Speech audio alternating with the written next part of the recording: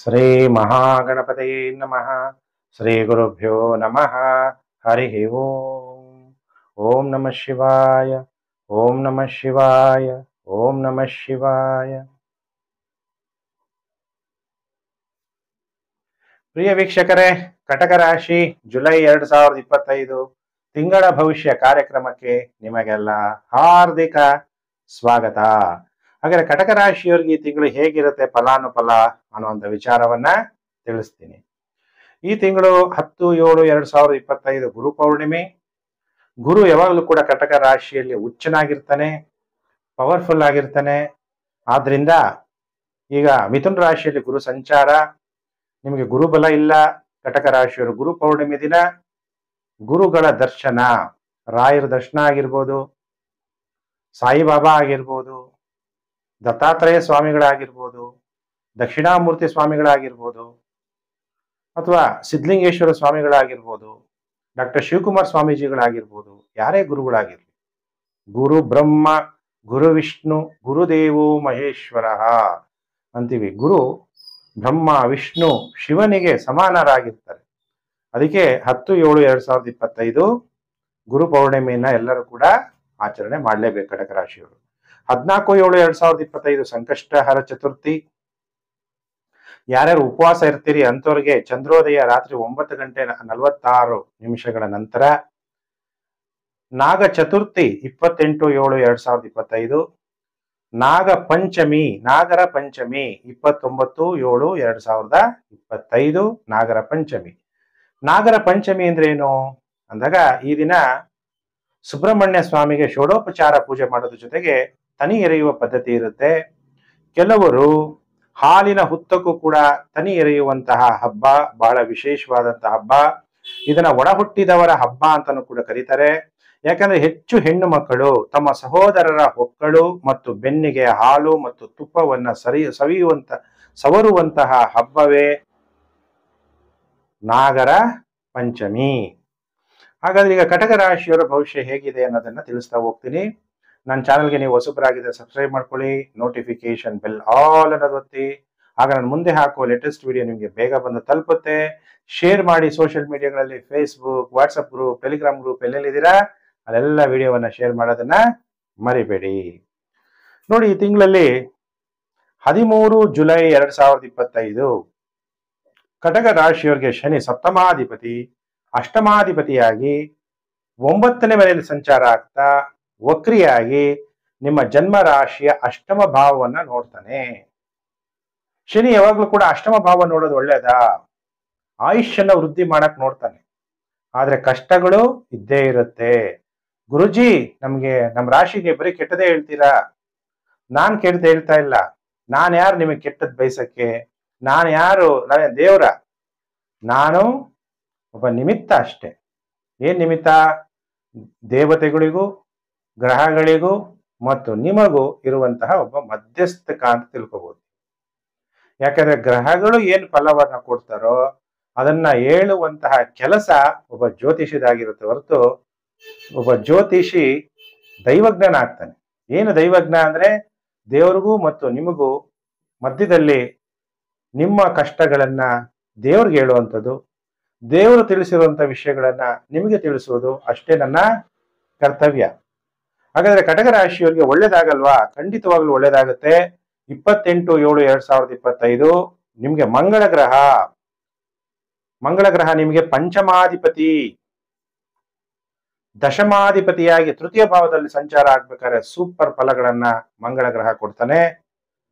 ಅದಕ್ಕಿಂತ ಮೊದಲು ಶನಿ ಮಹಾತ್ಮ ವಕ್ರಿ ಆಗ್ತಾ ಇರುವಂಥದ್ದು, ಅಷ್ಟಮ ಭಾವದಲ್ಲಿ ರಾಹು ಕೂಡ ಸಂಚಾರ ಆಗ್ತಾ ಇರುವಂಥದ್ದು, ತನ್ನ ಮನೆಯನ್ನ ತಾನೇ ನೋಡುವಂಥದ್ದು, ರಾಹು ಅಷ್ಟಮದಲ್ಲಿದ್ದು ಅಷ್ಟಮ ಭಾವವನ್ನ ಎಕ್ಸ್ಟೆನ್ಷನ್ ಮಾಡುವಂಥದ್ದು. ಆಗ ನೀವು ವಾಹನಗಳು ಡ್ರೈವ್ ಮಾಡ್ಬೇಕಾದ್ರೆ ಬಹಳ ಎಚ್ಚರವಾಗಿರ್ಬೇಕು.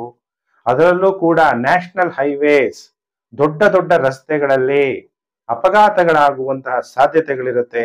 ಹೆದರ್ಕೋಬೇಡಿ. ಗುರು ಪೌರ್ಣಿಮೆ ದಿನ ಗುರು ಪೂಜೆ ಮಾಡೋದ್ರಿಂದ ಇವೆಲ್ಲ ನೆಗೆಟಿವ್ ಎಫೆಕ್ಟ್ ಕಮ್ಮಿ ಆಗುತ್ತೆ. ಭಯ ಅನ್ನೋದು ನಾನು ಪಡ್ಸಕ್ ಹೇಳ್ತಾ ಇಲ್ಲ, ಧೈರ್ಯವನ್ನ ತಗೋಬೇಕು. ಶನಿ ಮಹಾತ್ಮ ಅಷ್ಟಮ ಭಾವವನ್ನು ನೋಡ್ತಾ ಇರೋದ್ರಿಂದ ಆಯುಷ್ಯಗೇನು ಕಂಟಕ ಇಲ್ಲ. ವ್ಯಯಭಾವದಲ್ಲಿ ಗುರು ಮತ್ತೆ ಶುಕ್ರ ಸಂಚಾರ 16/7/2025 ಸೂರ್ಯ ಸಾಯಂಕಾಲ 5:32 ಮಿಥುನ ರಾಶಿಯಿಂದ ಕರ್ಕಾಟಕ ರಾಶಿಗೆ ಸಂಚಾರ ಆಗ್ತಾ ಇರೋದ್ರಿಂದ ದಕ್ಷಿಣಾಯನ, ಸೂರ್ಯನ ಕಕ್ಷೆ ಚೇಂಜ್ ಆಗುತ್ತೆ, ದಕ್ಷಿಣಾಯನ ಅನ್ನೋದು ಆರಂಭ ಆಗುತ್ತೆ.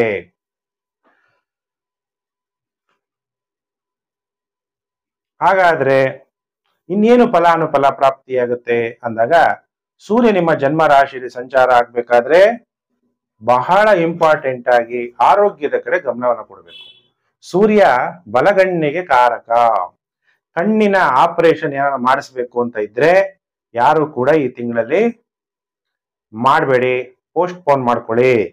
ಯಾಕಂದ್ರೆ ನರಗಳ ದೌರ್ಬಲ್ಯ ಉಂಟಾಗ್ಬೋದು, ಮುಖ ಸಂಬಂಧಿ ವ್ಯಾಧಿಗಳು ಉಂಟಾಗ್ಬೋದು, ಮಾನಸಿಕವಾಗಿ ಅಸ್ವಸ್ಥ ಆಗ್ಬೋದು, ಪತ್ನಿಯ ಜೊತೆ ಪುರುಷರಾಗಿದ್ದರೆ ವೈರತ್ವ, ಸ್ತ್ರೀ ಜಾತಕರಾಗಿದ್ದರೆ ಪತಿಯ ಜೊತೆ ವೈರತ್ವ, ಅಪಮಾನ ಆಗುವಂಥದ್ದು, ಹೃದಯ ಸಂಬಂಧಪಟ್ಟಂತ ವ್ಯಾಧಿಗಳು ಉಂಟಾಗುವಂತ ಸಾಧ್ಯತೆಗಳಿರುತ್ತೆ. ಸೂರ್ಯ ನಿಮ್ಮ ಜನ್ಮ ರಾಶಿಯಲ್ಲಿ ಸಂಚಾರ ಆಗ್ತಾ ಇರೋದ್ರಿಂದ. ಆಮೇಲೆ 18/7/2025 ಬುಧ ವಕ್ರಿ. ಬುಧ ವಕ್ರಿ ಆಗೋದ್ರಿಂದ ನಿಮ್ಮ ಜನ್ಮ ರಾಶಿಯಿಂದ ವ್ಯಯಭಾವವನ್ನ ಬುಧ ನೋಡ್ತಾನೆ. ಬುಧ ನಿಮಗೆ 8ನೇ ಮನೆ ಅಧಿಪತಿ, 3ನೇ ಮನೆ ಅಧಿಪತಿ ಮತ್ತು 12ನೇ ಮನೆ ಅಧಿಪತಿಯಾಗಿ ವಕ್ರಿಯಾಗಿ 12ನೇ ಮನೆಯನ್ನ ನೋಡೋದ್ರಿಂದ ಬೆಡ್ ಕಂಫರ್ಟ್ ಅನ್ನೋದು ತೊಂದರೆಗಳಾಗುತ್ತೆ. ಸರಿಯಾದ ಟೈಮ್ಗೆ ನಿದ್ದೆ ಅನ್ನೋದು ಬರಲ್ಲ, ನಿದ್ರಾಭಂಗ ಉಂಟಾಗುವಂತಹ ಸಾಧ್ಯತೆಗಳಿದೆ. 26/7/2025 ಶುಕ್ರ ಲಾಭಸ್ಥಾನದಿಂದ ವ್ಯಯ ಭಾವಕ್ಕೆ ಸಂಚಾರ ಆಗ್ತಾ ಇರೋದ್ರಿಂದ ನಿಮಗೆ ಸ್ತ್ರೀಯಿಂದ ಲಾಭ, ಹಣ ಅನ್ನೋದು ಫ್ಲೋ ಆಗಕ್ಕೆ ಶುಕ್ರ ಹೆಲ್ಪ್ ಮಾಡ್ತಾನೆ. ಅದಕ್ಕೆ ನಿಮ್ಮ ಸಂಗಾತಿ, ನೀವು ಪುರುಷರಾಗಿದ್ದರೆ ನಿಮ್ಮ ಸಂಗಾತಿ, ನಿಮ್ಮ ಪತ್ನಿ ಇರ್ಬೋದು, ನಿಮ್ಮ ಸಹೋದರಿ ಇರ್ಬೋದು, ಅವ್ರ ಜೊತೆ ಕಲಹಗಳನ್ನ ಮಾಡ್ಕೋಬಾರ್ದು. ಒಳ್ಳೆ ಬಾಂಧವ್ಯವನ್ನ ನೀವು ಇಟ್ಕೊಂಡಾಗ ಹಣಕಾಸು ಫ್ಲೋ ಆಗಕ್ಕೆ ಈಸಿ ಆಗುತ್ತೆ, ಸುಖ ಪ್ರಾಪ್ತಿ ಆಗಕ್ಕೆ ಈಸಿ ಆಗುತ್ತೆ. ಆದ್ರೆ ಶುಕ್ರ 12ನೇ ಮನೆಯಲ್ಲಿ ಬಂದಾಗ ಆಧ್ಯಾತ್ಮಿಕ ಕ್ಷೇತ್ರದಲ್ಲಿ ಮೇಲೆ ಬೆಳಿತೀರಾ, ಆದ್ರೆ ಬೆಡ್ ಕಂಫರ್ಟ್ ಅಲ್ಲಿ ತೊಂದರೆಗಳಾಗುತ್ತೆ. ರಾತ್ರಿ ಆಗಿದ ತಕ್ಷಣ ಕಲಹಗಳಾಗತ್ತೆ. ಗುರು ನಾನ್ ಹೆಚ್ಚು ಅಂತಾನೆ, ಶುಕ್ರ ನಾನ್ ಹೆಚ್ಚು ಅಂತಾನೆ. ಯಾಕಂದ್ರೆ ಇಬ್ರು ಕೂಡ ಗುರುಗಳು. ಗುರು ದೈವ ಗುರು, ಅಸುರರ ಗುರು ಶುಕ್ರಾಚಾರ್ಯರು ಇಬ್ರು ಕೂಡ ವ್ಯಯಭಾವದಲ್ಲಿ ಬಂದಾಗ ನಾನ್ ಹೆಚ್ಚು ನೀನ್ ಹೆಚ್ಚು ಅಂತ ಹೇಳಿ ವಿವಾದಗಳು ಉಂಟಾಗಿ ಕಲಹಗಳಾಗುವಂತಹ ಸಾಧ್ಯತೆಗಳಿದೆ.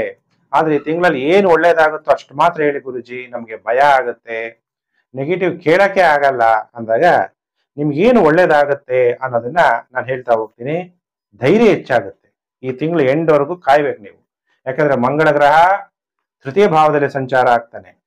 ಕಮ್ಯುನಿಕೇಶನ್ ಇಂಡಸ್ಟ್ರಿಗಳಲ್ಲಿದ್ರೆ ಲಾಭ ಆಗುತ್ತೆ, ದೈಹಿಕ ಸಾಮರ್ಥ್ಯ ಅನ್ನೋದು ವೃದ್ಧಿ ಆಗುತ್ತೆ, ಅಧಿಕಾರಿಗಳಿಂದ ನಿಮಗೆ ಸಹಾಯ ಆಗುತ್ತೆ, ಸ್ಥಿರಾಸ್ತಿ ಮಾರಾಟದಿಂದ ಲಾಭ ಆಗುತ್ತೆ, ಲೋಹ ಸಂಬಂಧ ವಸ್ತುಗಳಿಂದ ಲಾಭ ಆಗುತ್ತೆ, ಒಡ ಹುಟ್ಟಿದವರಿಂದನೂ ಕೂಡ ನಿಮಗೆ ಲಾಭ ಅನುಕೂಲ ಆಗುತ್ತೆ. ಈ ತಿಂಗಳು ಕೊನೆಯ ಕಾಲದಲ್ಲಿ, ಅಂದ್ರೆ ಈ ತಿಂಗಳ ಕೊನೆಯ ಸಮಯ ಅಂದ್ರೆ 28ನೇ ತಾರೀಕುವರೆಗೂ ವೇಟ್ ಮಾಡಿ. 28ರ ನಂತರ ಉತ್ತಮ ಆರೋಗ್ಯ ಮತ್ತು ಶಕ್ತಿ. ನೀವೇನೋ ವಿವಾಹ ಆದ್ರೆ ವಿವಾಹದಿಂದನೂ ಕೂಡ ಲಾಭ, ಯಾರು ವಿವಾಹ ಆಗಿರ್ತೀರಿ ಅವ್ರಿಗೆ ವಿವಾಹದಿಂದನೂ ಕೂಡ ಲಾಭ ಆಗುವಂತಹ ಸಾಧ್ಯತೆಗಳು ಅತಿ ಹೆಚ್ಚಾಗಿ ಈ ತಿಂಗಳು ಕಂಡು ಬರ್ತಾ ಇದೆ. ಕಟಕ ರಾಶಿ ಜಾತಕರ ಜುಲೈ 2025 ತಿಂಗಳ ಭವಿಷ್ಯವನ್ನು ತಿಳಿಸಿದ್ದೀನಿ. ಪ್ರಿಯ ವೀಕ್ಷಕರೇ, ನಾನು ಮತ್ತೊಂದು ವಿಡಿಯೋದಲ್ಲಿ ಮತ್ತೆ ನಾನು ನಿಮ್ಮನ್ನು ಭೇಟಿ ಮಾಡ್ತೀನಿ. ನಮಸ್ಕಾರ.